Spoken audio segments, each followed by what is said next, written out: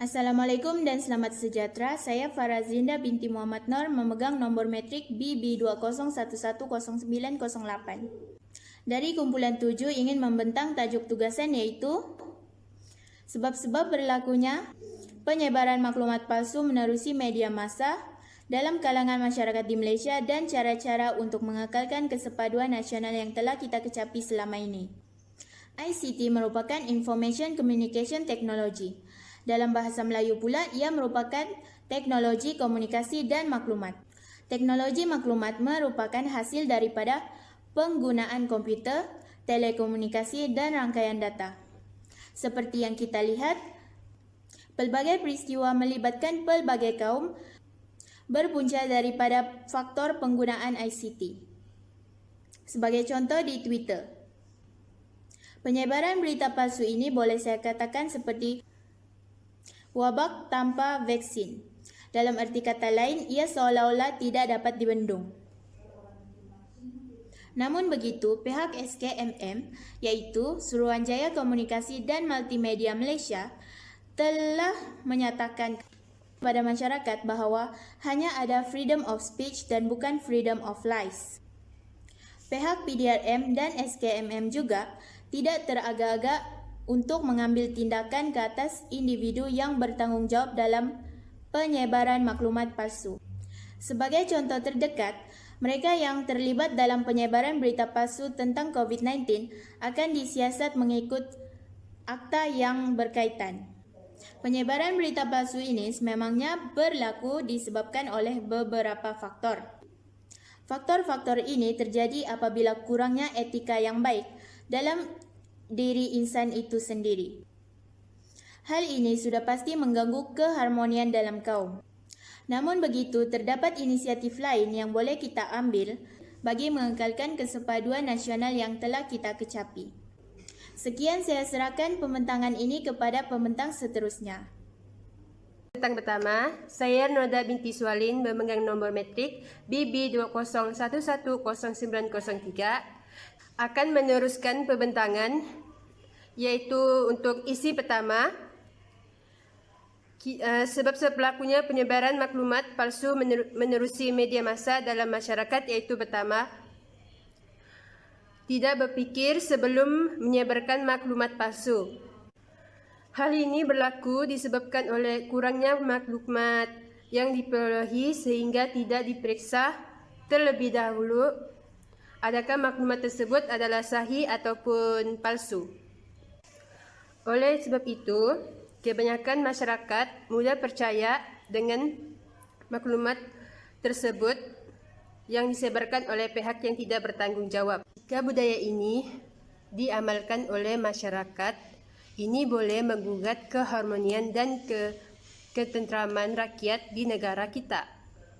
Oleh itu, sebagai masyarakat, kita haruslah menggunakan kebijaksanaan untuk menganalisis sesuatu berita sebelum menyebarkannya kepada orang lain. Untuk mengekalkan kesepaduan nasional yang telah kita kecapi adalah dengan memelihara dan mengekalkan tradisi budaya setiap kaum sejak era kemerdekaan negara kita. Oleh itu, kesepahaman masyarakat Majmuk dapat dilahirkan melalui aktiviti kemasyarakatan yang memerlukan setiap kaum mengambil bahagian dalam setiap aktiviti yang dijalankan. Oleh itu, saya berpendapat perasaan hormat menghormati perlu dipupuk agar nilai-nilai murni ini dapat membentuk perpaduan kaum pada masa kini dan akan datang. Pembentangan ini akan disambung oleh pembentang yang seterusnya. Penggunaan media sosial dalam kalangan masyarakat adalah menjadi satu kebiasaan. Hal ini dikatakan demikian kerana medium ini dijadikan untuk mendapatkan maklumat berita terkini, lebih-lebih lagi yang menjadi sangat penting pada masa kini. Dan teknologi ini dikembangkan adalah untuk membantu dan memberikan kemudahan kepada masyarakat untuk mendapatkan maklumat secara pantas. Dan perkara ini dapat dilihat apabila teknologi digunakan secara berleluasa atau lebih tepat teknologi menjadi raja dalam kalangan masyarakat kita. Perkara ini berlaku adalah disebabkan terdapat segelintir individu yang menyalahgunakan kemudahan tersebut. Dan individu yang tidak bertanggungjawab ini mampu mencipta akaun palsu dan menyebarkan berita palsu agar identiti mereka tidak dapat diketahui. Mereka juga menjadikan media sosial ini untuk menyebarkan fitnah dan kata-kata kurang menyenangkan terhadap kaum dan agama lain. Lebih menyedihkan, berita palsu ini menyebabkan orang yang tidak bersalah dipersalahkan dan menjadi tular dalam laman sosial seperti Facebook, Instagram, dan WhatsApp. Seterusnya, tindakan penyebaran sesuatu perkara tanpa usul periksa itu bukan sesuatu yang bijak. Sebaiknya kita perlu mencari maklumat tentang kesahihan berita sebelum menyebarkannya. Sebagai warga negara yang ingin mengekalkan kesepaduan nasional dalam negara, kita seharusnya meletakkan rasa hormat pada kaum dan agama lain itu nombor 1. Pemegang amanah Yayasan Perpaduan Malaysia iaitu Tan Sri Lilamti berkata, semangat muhibah terhasil apabila rakyat berasal dari etnik dan agama yang berbeza saling menghormati antara satu sama lain dan sentiasa berhati-hati dan menyedari sensitiviti agama dan budaya masing-masing demi keharmonian antara kaum. Hal ini dikatakan demikian kerana dengan menghormati agama, budaya dan bangsa yang berbeza, ia membentuk diri kita sebagai rakyat yang pentingkan kesepaduan dalam negara.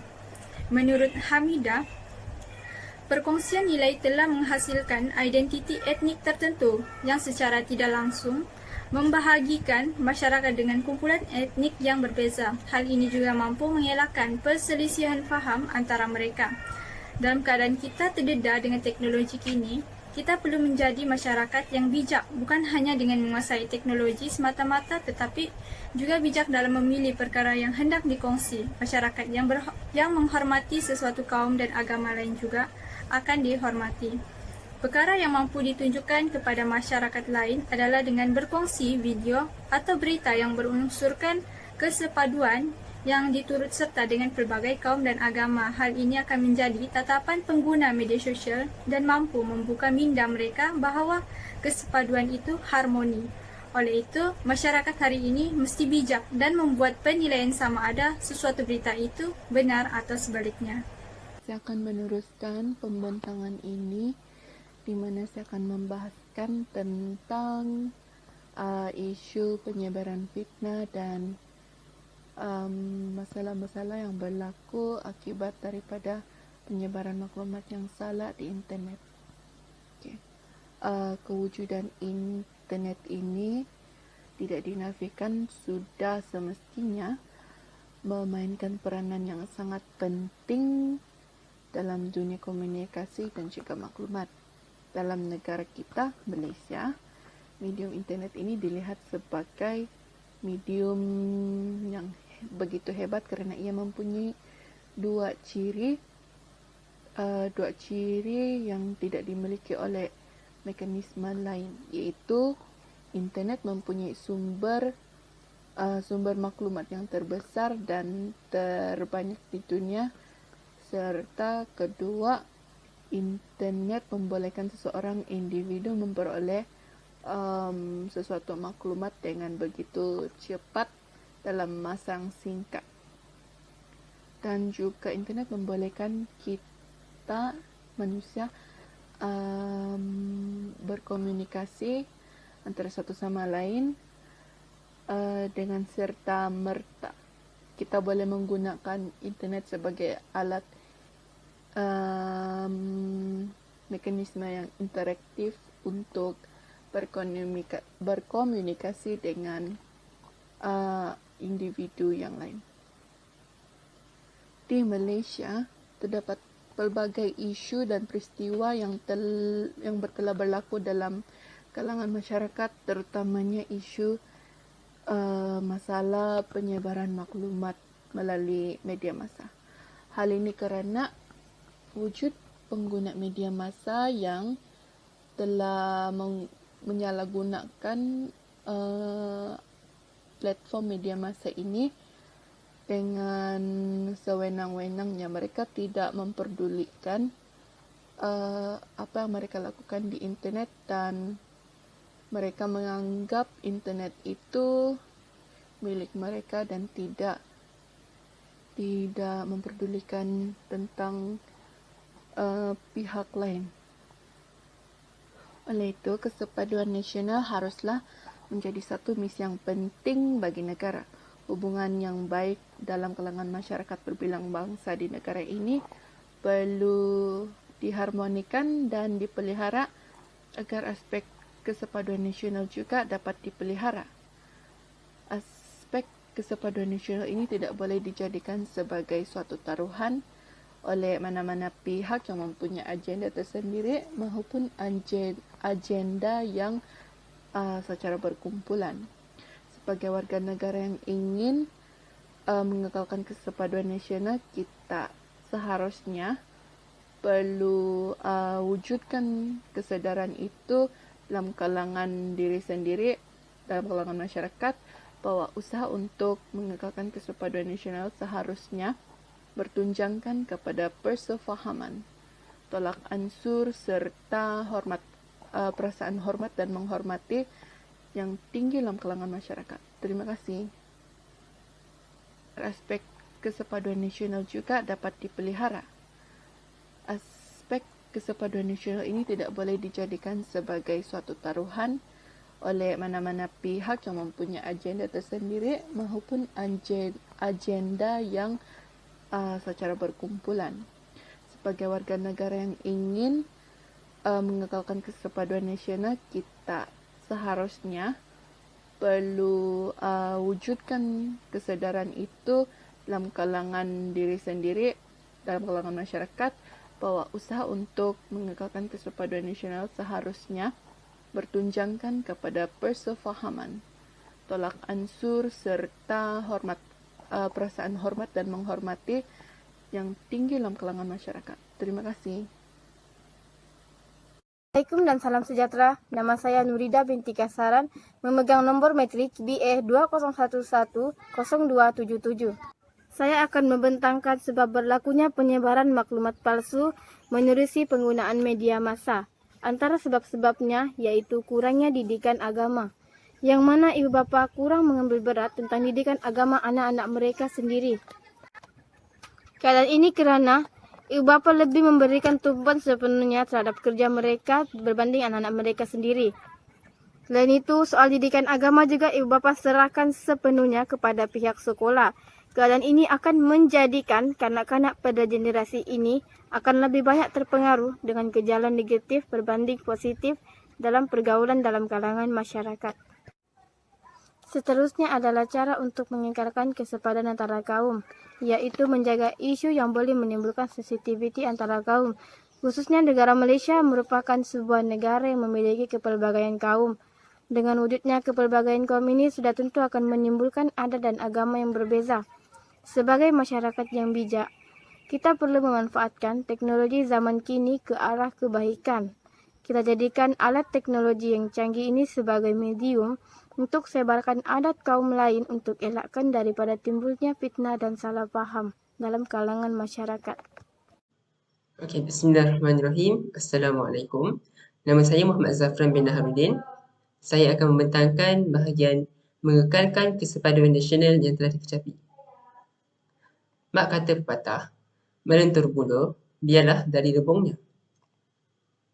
Kenapa pepatah tersebut berkata sedemikian? Kesepaduan nasional tak akan terbentuk tanpa didikan ibu bapa, kerana ibu bapa lah yang akan mencorakkan anak-anak mereka. Kerana anak-anak umpama kain putih yang perlu dicorakkan dengan sebaik-baiknya. Ibu bapa perlulah menggalakkan anak-anak mereka untuk bergaul dengan rakan-rakan pelbagai kaum dan agama tanpa mengira warna kulit, agama maupun budaya. Ibu bapa dan guru-guru juga perlulah menunjukkan suri teladan yang baik. Kenapa dikatakan? Sebabkan kanak-kanak akan mengikut tindak tanduk orang sekeliling mereka. Selain itu, hubungan persahabatan yang dibina sejak kecil juga tak akan mudah putus. Sebab kata pepatah, air yang disincang tidak akan putus. Seterusnya, pepatah Melayu juga ada menyebut, bulat air kerana berbentung, bulat manusia kerana muafakat. Untuk mengekalkan kesepaduan nasional yang dikecapi sejak sekian lama, berbagai cara yang kita boleh lakukan untuk mengeratkan dan mengekalkan hubungan kesepaduan ini. Contohnya adalah menghadiri majlis gotong royong saling mengambil berat antara satu sama lain, dan saling menziarahi antara satu sama lain. Contohnya ialah mengambil penyertaan dalam aktiviti gotong royong. Aktiviti gotong royong bukan sahaja dapat membersihkan kawasan perumahan, malah dapat mengenali antara satu sama lain dengan lebih rapat lagi. Dan contoh yang kedua ialah saling mengambil berat akan hal-hal yang berlaku pada jiran. Contohnya, jika cuaca mendung, kita akan mengingatkan jiran untuk mengangkat baju di jemuran. Kita janganlah menjadi seorang jiran yang mementingkan diri sendiri dan hanya membiarkan baju jiran kita basah apabila hujan turun. Dan yang ketiga ialah saling menziarahi antara satu sama lain. Terutamanya apabila menziarahi jiran yang sakit. Orang yang sakit bukan sahaja memerlukan ubat-ubatan dan rawatan fizikal. Mereka juga memerlukan sokongan moral dan sokongan dari segi mental untuk melawan penyakit mereka dan agar mereka sihat kembali seperti sedia kala. Sekian, terima kasih. Lady nombor metrik PA201100183. Kesimpulannya, masyarakat sering dikaitkan dengan penyebaran berita palsu melalui media massa. Ini kerana media massa telah menjadi sebahagian kehidupan daripada masyarakat pada zaman sekarang. Sehingga terdapat segelintir masyarakat yang mengambil kesempatan melalui media massa. Punca terjadinya penyebaran berita palsu ialah pertama, kurang didikan, kedua, masyarakat yang tidak bertanggungjawab, ketiga, masyarakat yang tidak menjaga sensitiviti suatu kaum, dan keempat, tidak berfikir panjang sebelum mengambil sebarang tindakan. Di sini dapat disimpulkan di mana masyarakat pada zaman sekarang haruslah lebih berhati-hati dalam menerima suatu berita melalui media massa. Langkah yang dapat diambil untuk mengekalkan persepaduan ialah dengan melalui bekerjasama antara semua pihak di mana kita sama-sama dalam menjaga kaum masing-masing dengan kita tidak bergaduh antara satu sama lain, saling menolong antara satu sama lain, saling memahami antara suatu kaum dengan kaum yang lain, dan memupukkan nilai-nilai murni pada kehidupan seharian dan lain-lain. Sekian daripada kami. Wassalamualaikum warahmatullahi wabarakatuh.